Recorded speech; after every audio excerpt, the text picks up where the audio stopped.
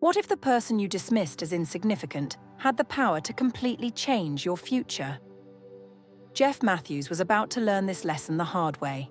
At SpinTech, a leading tech company where executives held the spotlight and cleaners went unnoticed, one woman silently observed it all.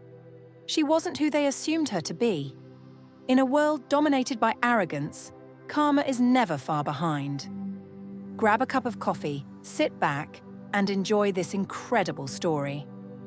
At SpinTech, a fast-paced tech hub in New York City, deals were made in towering offices with breathtaking views of the skyline.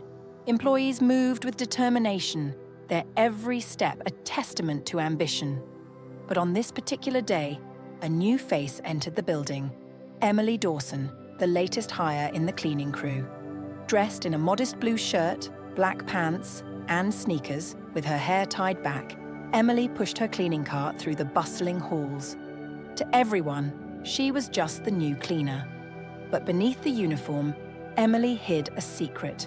She was the real owner of SpinTech. Years earlier, she had entrusted the role of acting CEO to her older brother Paul Dawson, allowing him to oversee the company while she took a step back. Now she wanted to see how her company operated from the ground up, free of any bias or special treatment. What she uncovered left her deeply concerned. It didn't take long for Emily to notice the disdain some employees held for the lower ranks, especially from the acting CEO, Jeff Matthews. Tall, impeccably dressed, and radiating arrogance, Jeff treated cleaners like Emily as though they were invisible. On her first day, as she swept the hall outside his office, Jeff called out, "Hey, new girl, you missed a spot," pointing to a perfectly clean section of the floor.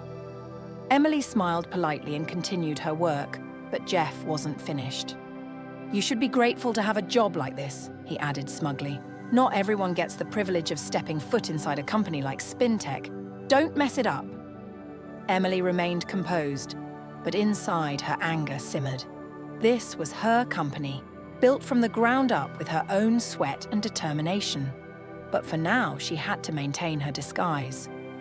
Over the following weeks, Emily's frustration grew as she observed the toxic culture festering within the company. Many employees were hardworking and dedicated, but the management, led by Jeff, was a different story. Jeff abused his authority, barking orders and disrespecting junior staff. His arrogance extended even to the board, who reluctantly endured his behavior. Other senior managers were no better. Miss Theobald, the head of marketing, belittled the cleaners, while Mr. Carter from finance misused company funds for personal indulgences. But Jeff's treatment of Emily was the worst of all. He lingered in hallways, making inappropriate remarks like, "You're too pretty to be a cleaner. Play your cards right, and I might find you a better job." Emily refused to engage, knowing exactly who she was. One day, Jeff cornered her in the break room and whispered, "You'd make your life a lot easier if you cooperated with me. Otherwise, I can make sure you're gone by the end of the week." Emily clenched her fists, suppressing the urge to expose him right then. She needed more time to assess the management team. Her brother Paul checked in often. "How's it going?" he asked during one of their late-night calls.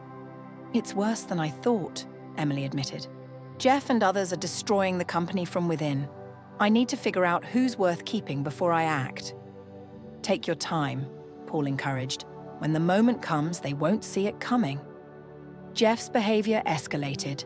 One evening, he threatened her in the parking lot, demanding she meet him in his office after hours or risk losing her job. "And don't think anyone else would hire someone like you," he sneered. Emily decided enough was enough. The next morning, she arrived at SpinTech, not in her cleaner's uniform, but in a crisp white blazer, black pants, and polished heels. Her hair was neatly styled, her commanding presence turning heads. Paul had arranged a special meeting with the board and management, including Jeff.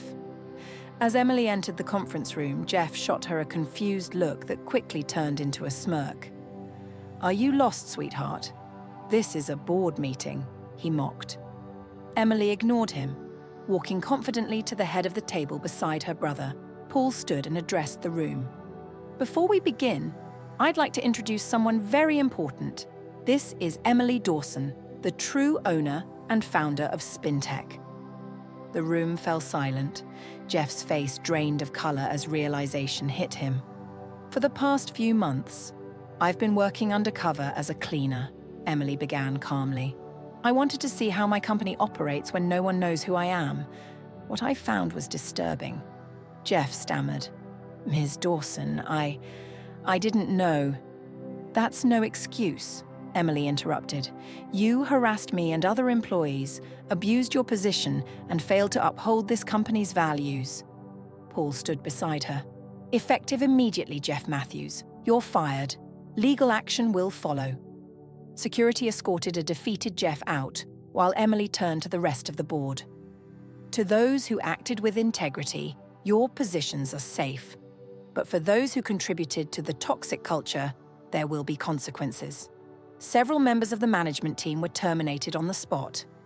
As the dust settled, Emily addressed the remaining employees. SpinTech will now be a place of innovation, respect, and integrity. Starting today, we rebuild. Under Emily's leadership, SpinTech flourished. The employees who once laughed at the black cleaner now admired her strength and vision. Karma had delivered justice, and Emily reclaimed her rightful place, ensuring her company was stronger than ever. Thank you for watching. If you enjoyed this story, don't forget to like, share, and subscribe to our channel for more inspiring tales. See you next time.